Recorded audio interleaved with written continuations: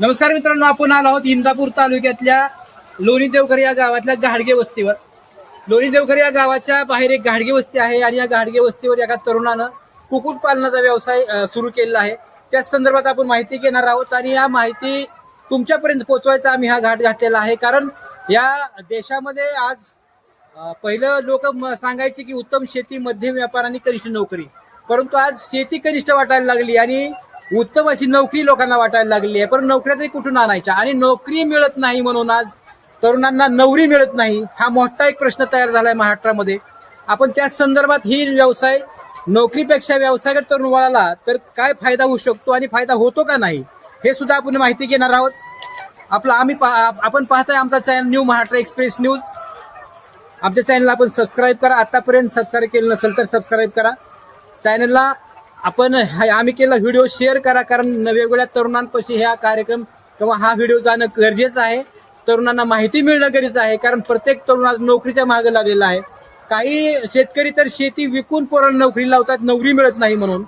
परंतु या लोणी गावातल्या गाडगे वस्तीवर एका तरुणानं एवढा मोठा व्यवसाय इथं उभा केला आहे की आपण त्याच्याकडून माहिती घेणार आहोत. आणि माहिती घेत असताना त्यानं या व्यवसायामध्ये त्याला लॉस आला का, या व्यवसायामध्ये फायदा कसा झाला, फायदा होतोय का, आणि ही फायदा होतोय का लॉस येतोय, किंवा ह्या धंदा कसा करायचा, किंवा ही माहिती घेत असताना हा व्यवसाय करत असताना यांना कुठं लोन काढावं लागलं का, कर्ज घ्यावं लागलं का, आणि रोजचं उत्पन्न कसं मिळतंय, कामगार कसे इथं उपलब्ध होत आहेत का, आणि हा व्यवसाय हा यांत्रिक पद्धतीने सुरू केलाय हे महत्वाचं. हा अतिशय एकाच कामगारावर एवढा मोठा व्यवसाय चालतोय. आपल्याला माहिती मिळते की 6,000 इथं आज पक्षी आहेत या ठिकाणी आणि एकच कामगार सांभाळतोय, कारण इथं सारी यांत्रिक पद्धतीने केलं जातंय. ऑटोमॅटिक इथं कोंबड्यांना खाद्य दिलं जातंय आणि हे सर्व आपण आता पाहताय. आणि आपण हे माहिती घेण्यासाठी ज्यांच्या जवळ आलोय, आपण इथं प्रवीण गाडगे म्हणून आहेत, त्यांच्याशी बातचीत करणार आहोत. या तरुणानं हा व्यवसाय सुरू केलेला आहे आणि व्यवसाय सुरू करत असताना त्याला आलेल्या अडचणी आणि अडचणीवर मात करून त्यांनी यश कसं मिळवलं, आपण ही माहिती घेणार आहोत. आपण त्यांच्याशी बातचीत करणार आहोत. नमस्कार. आता तुम्ही हा जो व्यवसाय सुरू केलाय आणि व्यवसाय सुरू करत असताना तुम्हाला पूर्वी काहीच माहिती नव्हती आणि माहिती नसल्यामुळं तुम्हाला ह्यात लॉस सुद्धा आला असेल, परंतु आपण ती जिद्द सोडली नाही आणि आज यशस्वी वाटचाल करताय. कसं काय सांगताय आपण, कशी तुम्हाला हा धंदा करावा असं का वाटलं? आता खरं सांगायचं झालं तर पहिल्यांदा व्यवसाय ह्या पहिल्यापासून व्यवसायात मला उतरायचं होतं. आता कुठलाही गेलं तर व्यवसाय करायचा होता, पण मग आमचे थोरले बंधू त्यांच्या मार्गदर्शनातून किंवा वडील असतील त्यांच्या मार्गदर्शनातून आम्हाला थोडंसं ह्या व्यवसायाबद्दल, कॉन्ट्रॅक्ट फार्मिंग असेल किंवा लेअर फार्मिंग असेल, थोडं ह्याबद्दल आम्हाला थोडीशी माहिती काढली आम्ही. मग त्यात माहिती मिळत अशी केली की कॉन्ट्रॅक्ट फार्मिंग पेक्षा हा लेअरचा बिझनेस मला बरा वाटला, म्हणून मी हे व्यवसायात शिरलो. याच्या अगोदर आपण दुसरीकडे नोकरीचा प्रयत्न केला असेल ना? हा केलता, पण तेवढं उत्पन्न नाही ना. व्यवसाय जेवढं उत्पन्न भेटत नोकरीत भेटत नाही, म्हणून मी. आणि शिवाय नोकरीमध्ये हॅरेसमेंट होती, लोकांच्या ताब्यात राहावं लागतं. आज तुम्ही तर मनाचे मालक आहात. आणि मग तुम्ही सुरुवातीला व्यवसाय भावाने सांगितलं, वडिलांनी सांगितलं, थोडंसं एक जुन्या पद्धतीने, पारंपरिक पद्धतीने त्यांनी सांगितलं, मग तुम्ही तो व्यवसाय सुरू केला सुरुवातीला. आता आपण पाहता येईल तुम्ही यांत्रिक पद्धतीने अगदी एकाच मिनिटात तुम्ही एवढ्या 6,000 कोंबड्यांना खाद्य आमच्या समोर पुरवलं. ही यांत्रिक पद्धती तुम्हाला कसं सुचलं, पुन्हा कुठं पाहिलं तुम्ही?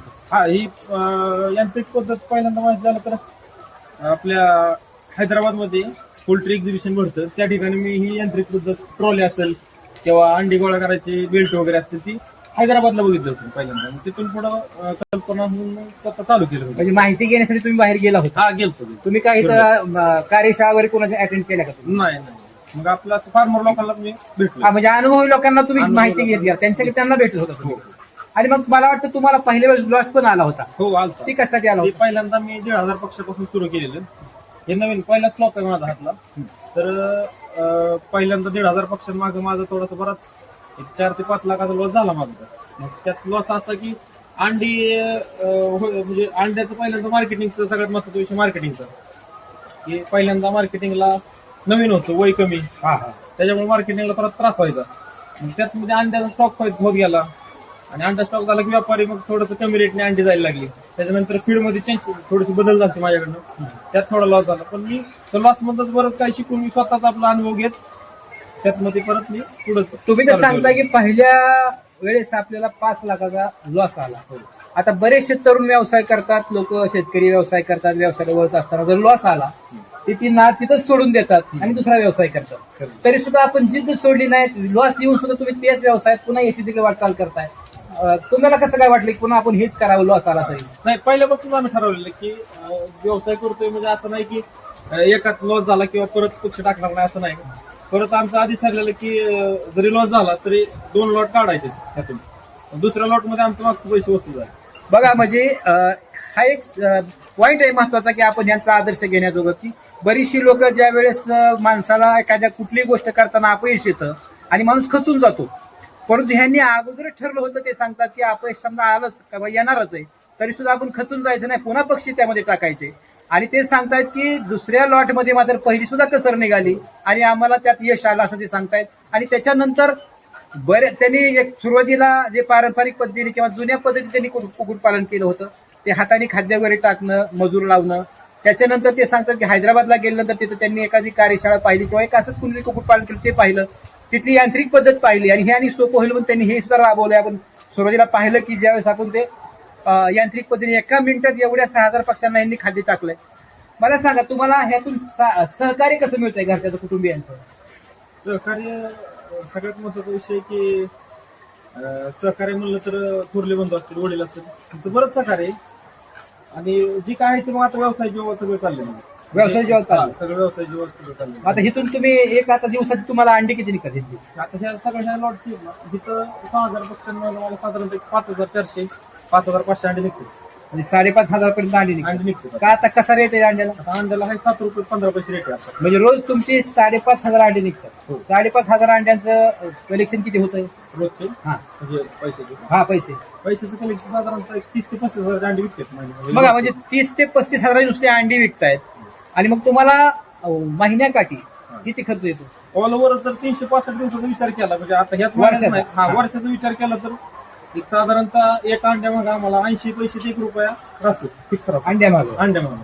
आणि खर्च किती येतो? अंड्या मग खर्च साधारणतः ते फीड कॉस्ट थोडीशी प्लस मायनस होती नाही का, म्हणजे साधारणतः 2.5 रुपयापर्यंत 2.5 रुपयापासून ते 3.5 रुपयापर्यंत आम्हाला भेटतो. म्हणजे त्यांचं खाद्य त्यामध्ये थोडंसं जास्त Changes. कधी कधी भाव, मकाचा भाव आहे, मकाचा भाव असेल, कधी वाढतो soy कधी dose कधी असेल. होतो. हा, त्यात मग थोडंसं जे plus तुम्ही minus. खाद्यामध्ये त्यांच्या वापरता ते खाद्य घेताना कधी कधी भाव जास्त मिळतो, त्याप्रमाणे तुमचा चढउतार राहतो. Costing, हा चालतं. मग वर्षाकडे तुम्हाला आता उत्पन्न किती आहे?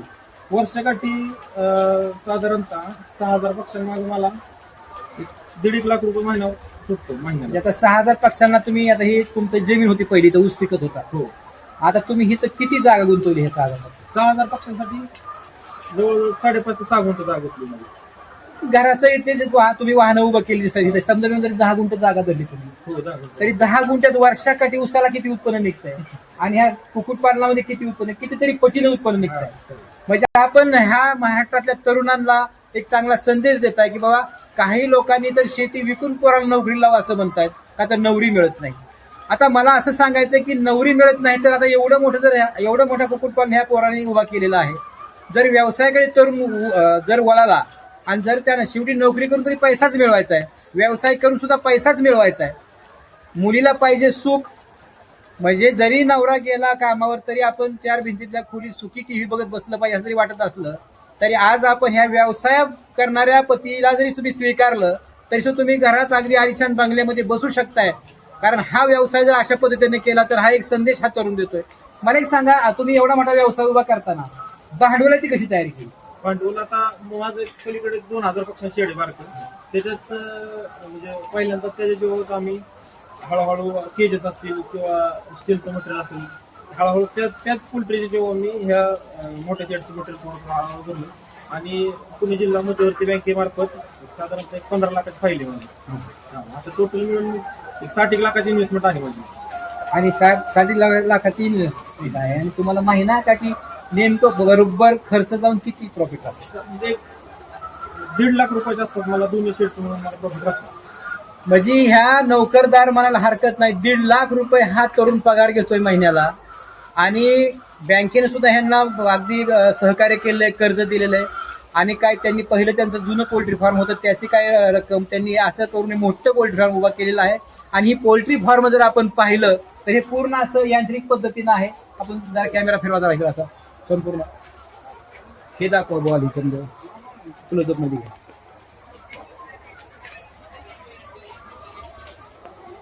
आपण हे पाहताय की पूर्ण यांत्रिक पद्धतीनं हे पोल्ट्री फार्म त्यांनी उभं केलेलं आहे आणि जास्त कामगार लागत नाहीत. कामगार लागत नसल्यामुळे कामगारांना पगार जास्त द्यायची गरज पडत नाही. पूर्ण उत्पन्न ह्यांच्या हातामध्ये पडत आहे आणि व्यवस्था आपण पाहताय कोंबड्या सुद्धा निरोगी आहेत आणि अंडी द्यायचं काम कोंबड्यांचं चालू आहे. कोंबड्या खुराक खात आहेत आणि आता एका मिनिटामध्ये 6,000 कोंबड्यांना यांनी इथं आता खुराक दिले एका मिनिटात. हे काहीतरी यांत्रिक पद्धतीने दिलेलं आहे. हा तरुण आता 1.5 लाख रुपये महिन्याला घेतोय आणि बरोबर वर्षाकाठी तुम्ही त्यांचं बघा करा हिशोब किती येते. आणि म्हणून आपण आता ही बातमी करण्यासाठी आलोय की ही बातमी बघून महाराष्ट्रातल्या देशातल्या तरुणांनी आदर्श घ्यावा आणि व्यवसायाकडे वळावं. नोकऱ्या प्रत्येकाला मिळणार नाहीत. लोकसंख्या वाढीच्या दृष्टिकोनातून प्रत्येकाला नोकरी मिळणार. आणि खरं तर महत्वाचं म्हणजे ही एक रचना आहे सृष्टीची की काही लोक शेती करतात, काही लोक नोकरी करतात, काही लोक वेगवेगळ्या व्यवसायात जातात, काही लोक राजकारणात जातात, काही लोक न्यायाधीश बनतात. का तर ही सृष्टीची रचना आहे आणि प्रत्येकाने एकच गोष्ट करत सुटलं तर बाकीचं काम कोण करणार. प्रत्येकाने नोकऱ्याच केल्या तर भाकरी कोण पिकवणार. प्रत्येकाने भाकरीच पिकवली तर फायली कोण सरकवणार. सरकार कोण चालवणार. न्यायदान कोण करणार. ह्या समजा गोष्टीमुळे एक निसर्गाची रचना आहे. प्रत्येक जण वेगवेगळ्या व्यवसायात जात असतो परंतु आता समजाचा कल नोकरीकडे आहे. ह्या तरुणांना हा आदर्श घालून दिलाय की नोकरीच्या मागे न जाता ज्यांना ज्यांना शक्य आहे त्यांनी व्यवसाय करावा आणि मनाचं मालक व्हावं, स्वतःचं मालक व्हावं. Patra new Maharashtra express news.